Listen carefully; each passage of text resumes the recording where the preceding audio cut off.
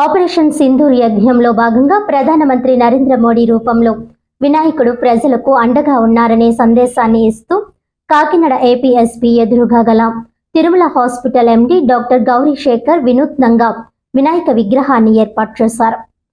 కాకినాడ జిల్లా రమణయ్యపేట ప్రాంతంలోని 3వ ఏపీఎస్పీ ఎదురుగా గల శ్రీ తిరుమల ఆసుపత్రి ఆవరణలో ఈ ప్రత్యేక వినాయక విగ్రహాన్ని ఆవిష్కరించారు.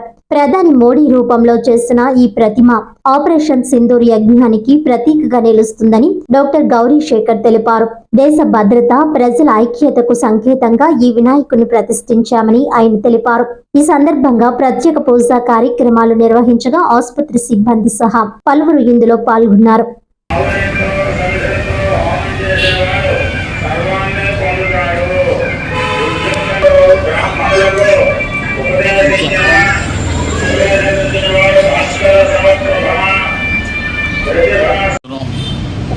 కొత్త కాన్సెప్ట్తో వస్తున్నాం. ఈసారి కాన్సెప్ట్ ఏంటంటే ఆపరేషన్ సింధూర్లో కూడా మన వినాయకుడు మోడీ గారి రూపంలో వచ్చి విజయం సాధించడానికి మనం అనుకుంటున్నాం.